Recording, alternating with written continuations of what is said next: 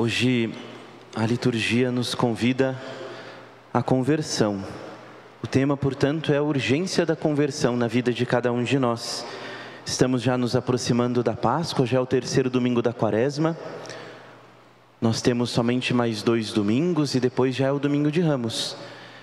E como a gente bem sabe, aquilo que nós celebramos na liturgia é um símbolo daquilo que a gente vive no cotidiano da nossa vida.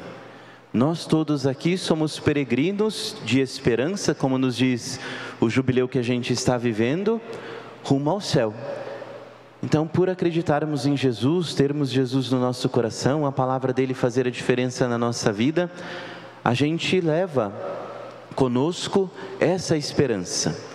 E nós vamos passando, distribuindo essa esperança até o dia de chegarmos todos na casa do Pai, onde não vai existir mais choro, nem dor, nem sofrimento, como nos diz a primeira parte lá do capítulo 21 do Apocalipse. Quem nunca leu, vale a pena ler, vale a pena porque é muito bonito. É um texto que preenche o nosso coração de esperança, com essa esperança que vem naturalmente ao pensarmos sobre o céu. E a liturgia de hoje, então, ela faz este convite à conversão, recordando sobretudo o amor de Deus para conosco. A conversão, nos diz Agostinho, ela é o voltar o nosso olhar, o nosso coração, a nossa vida em direção a Deus. E ficar para trás de nós tudo aquilo que é passageiro. Contudo, muitas vezes a gente volta o nosso olhar, coração e vida para as coisas passageiras e acaba se esquecendo de Deus. Então, por isso também que existe o tempo quaresmal, para nos recordar isso, da importância da conversão na vida de cada um de nós. A conversão, então, ela tem que se realizar como forma de correspondência ao amor de Deus na vida de cada um de nós. E não pelo medo do inferno, medo, não sei, de N coisas, que hoje o pessoal nem tem mais medo de inferno, né? Então nem vale mais a pena falar disso, né? Antes o pessoal saía tudo meio preocupado, assim. Hoje em dia nem se pensa mais nisso, né? Mas não por outros motivos a não ser o querer corresponder ao amor de Deus. E quando que tem que acontecer essa conversão? A liturgia do tempo quaresmal é muito clara, é hoje. Hoje é o tempo da salvação, nós ouvimos na quarta-feira de cinzas.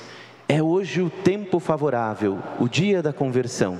É no hoje da nossa vida. Afinal de contas, o que a gente tem, se não o tempo presente? Não é mesmo? O passado já foi e o futuro ainda nem chegou. E o presente se esvai das nossas mãos.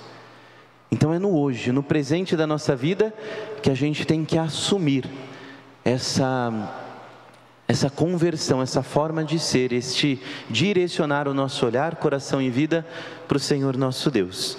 E sobretudo, através desta correspondência ao amor de Deus. Nós ouvimos a primeira leitura, que é um dos textos mais importantes das Sagradas Escrituras, não só do Antigo Testamento, mas de toda a Bíblia, que é o momento de encontro de Moisés com Deus. Aqui nesse momento, Deus se apresenta, fala o seu nome, diz que ele viu e ouviu as aflições e o sofrimento do seu povo, e por isso ele desceu, veio ao encontro do seu povo e agora envia um mediador, que é Moisés, para levar a salvação que vem dele. E é um texto cheio de ternura e de afeto, gente. Se a gente parar para ler com atenção, rezar com este texto, ele é muito bonito. Deus não simplesmente fala, Moisés, vai e faz isso. Ele vem, cria todo um cenário, né? Moisés se surpreende com aquela sarça que arde, está pegando fogo, mas não queima, se aproxima. E aí Deus repete o nome de Moisés, diz 2 vezes, Moisés, Moisés, tira as sandálias dos pés, pois o lugar onde tu estás pisando é santo. E aí se apresenta Moisés. E aí Deus diz que vê, ouve, sente o clamor, o sofrimento, conhece os sofrimentos do seu povo e por isso veio para libertá-lo. E é isso que Deus faz com cada um de nós, gente. Ele vê, Ele ouve as nossas orações, as nossas súplicas. Ele percebe o que está ali pesando no coração. E Ele envia mediadores, mediações para nos ajudar. Para nos trazer e nos recordar que a salvação já nos foi concedida. E que a gente pode viver essa vida nova e a alegria que vem do céu já aqui na terra. Quais são essas mediações? Nós temos muitas, né? O estar na nossa comunidade, ouvir a palavra de Deus é uma delas, a oração.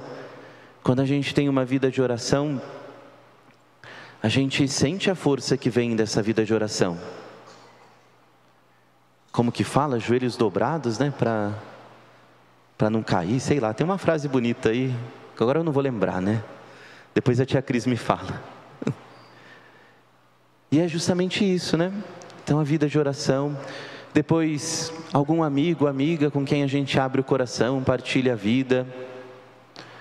Sobretudo se for uma pessoa de fé, nossa, como que nos ajuda?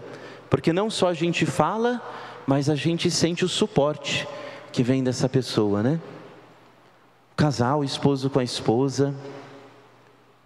Espero que também os sacerdotes, né? Eu sei que a gente é cabeça dura, mas a gente está aqui para isso, né? Para ser a mediação, com os nossos limites, defeitos, que são tantos, mas a gente está aqui para isso. A gente está vendo, né, esse fenômeno bonito aí do terço da madrugada, é uma mediação. Quanta gente que não rezava e agora está rezando. Coisa bonita que é, né, o terço não, o rosário, né, são os 4 terços. Então a gente vai percebendo o quanto que o Senhor está o tempo todo, dizendo a cada um de nós, olha, eu ouvi o teu sofrimento, vim ao teu encontro e quero que tu estejas perto de mim. É assim que o Senhor fala conosco. Mas muitas vezes a gente acaba se esquecendo do amor de Deus na nossa vida, né? Quantos de nós já fizemos bonitas experiências de Deus? Tenho certeza que aqui não tem poucos que fizeram bonitas experiências de Deus. Mas vai ficando lá no passado da nossa história, a gente nem pensa mais sobre isso, acaba se esquecendo. E é o que São Paulo nos fala na segunda leitura de hoje. Ele diz assim, olha, muita gente viveu essa experiência da salvação junto com Moisés. Esteve lá sob a proteção da nuvem que conduzia, da fogueira, etc., né? Ou então viu a presença de Deus descer sobre o Monte Horebe, que é justamente isso que ele fala da fumaça, da nuvem sobre o monte, que foi quando Moisés subiu, recebeu lá as tábuas da lei, etc. Então eles viram a glória de Deus naquele momento, passaram pelo Mar Vermelho, comeram do alimento espiritual que Deus mandou, do maná, beberam da água do rochedo espiritual, que do rochedo, quando Moisés, não sei se vocês se lembram, pega o cajado dele e fura a pedra, né? O povo estava morrendo de sede, aí Deus manda sair água da pedra, e aqui São Paulo já faz até uma leitura espiritual, dizendo que esse rochedo é Cristo. Muita gente passou e viveu essa experiência profunda e bonita de fé, mas muitos deles, infelizmente, não entraram na terra prometida, porque não deixaram essa experiência transformar a própria vida e a própria maneira de ser. E aí São Paulo fala de forma muito direta. Portanto, quem julga estar de pé, tome cuidado para não cair. Olha só que interessante, né?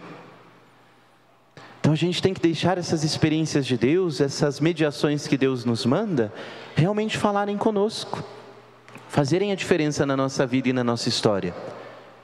Uma vez na direção espiritual, um padre falou assim para mim, olha, nem todo dia é bom, né? Tem dia que é muito difícil mesmo, mas todo dia tem algo de bom. Então pega lá um caderninho e escreve, o que foi bom no dia de hoje? Uma coisa só. Aí coloca, uma coisa de bom vai ter, não é possível que não tenha tido uma coisa de bom, né? É uma bonita experiência que a gente faz para não nos esquecermos das coisas bonitas que acontecem no dia a dia e sobretudo das experiências de Deus e com o amor de Deus que nós fazemos. Às vezes a gente tem mais facilidade de guardar as coisas difíceis, os sofrimentos, de partilhar isso, do que as coisas belas, né? É meio que da natureza humana essa coisa, né? Quanta gente não tem um rancorzinho de estimação aí, né? Eu sei que tem, porque eu ouço na confissão depois. Mas não se preocupe, eu não esqueço, eu esqueço tudo, viu, gente? Não lembro, não. Então faz meio que parte, né, da nossa natureza, então a gente não pode esquecer de também guardar aquilo que é bom, que é belo, as experiências que nós fazemos de Deus, o suporte que nós encontramos nos nossos irmãos e irmãs. E aí no Evangelho nós ouvimos Jesus por 3 vezes dizer que é tempo de conversão. Se não vos converterdes, aí não tem como, né? Não tem como Deus entrar na nossa vida sem a nossa liberdade. Como nos diz Santo Agostinho, Deus que nos criou sem a nossa ajuda, não nos salva sem a nossa ajuda. Porque Ele espera da liberdade de cada um de nós uma resposta ao seu convite de amor. Mas Deus, repito, está sempre querendo a nossa conversão, o nosso bem, está sempre demonstrando amor para conosco. Tanto é que Jesus termina esse Evangelho contando uma parábola de uma figueira que não está frutificando, mas que Deus no seu amor diz: espera mais um ano, vamos cavar em volta, adubar, quem sabe ela vai frutificar no próximo ano. E assim Deus vai agindo para conosco também. Nós estamos já nessa próxima semana nos preparando para o mutirão de confissões. Então uma oportunidade também, quem sabe, este é o seu primeiro passo, né, em rumo à conversão, a mudança de algo na sua vida que precisa ser mudado, para que você possa viver e corresponder ainda mais ao amor de Deus, viver conforme o amor de Deus e corresponder a esse amor de Deus na sua vida. Aqui na Sagrada vai ser dia 28, então se prepare, faça um bom exame de consciência, venha fazer a sua confissão, se prepare para a Páscoa do Senhor. Tenho certeza que vai fazer muita diferença na sua vida. Nós bendizemos a Deus e agradecemos ao Senhor todo o seu amor com o nosso salmo. Então é esse o ideal do cristão, aquilo que está no salmo de hoje, da gente reconhecer o amor de Deus e viver a nossa vida procurando corresponder a esse amor. E aí o salmo é tão bonito, né? Porque ele diz: bendize, ó minha alma, o Senhor, a todo o meu ser o seu santo nome, reconhecendo a presença de Deus na própria vida. Não te esqueças de nenhum de seus favores. Olha só, a gente não se esquecer das experiências bonitas de amor, de fé e de bondade que a gente faz. Por quê? Porque Ele perdoa toda a nossa culpa, nos cura de nossas enfermidades. Mas Ele só realiza isso se nós quisermos, se a gente abrir o nosso coração e a nossa vida a Ele. E se assim o fazemos, Ele nos cerca de carinho e compaixão, porque Ele nos ama infinitamente. É um Deus indulgente, favorável, paciente e bondoso. Quantos céus por sobre a terra se elevam, tanto é grande o seu amor aos que o temem. Olha que coisa linda, gente. É assim que Deus age para conosco, né? Que nós possamos sentir esse amor dele na nossa vida e querer, com a nossa vida, corresponder a esse amor do Senhor. Cantemos o refrão do nosso salmo, reconhecendo quanto Ele é bondoso e compassivo, nos ama e cuida de cada um de nós.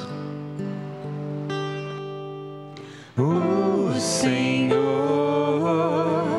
é bondoso e compassivo.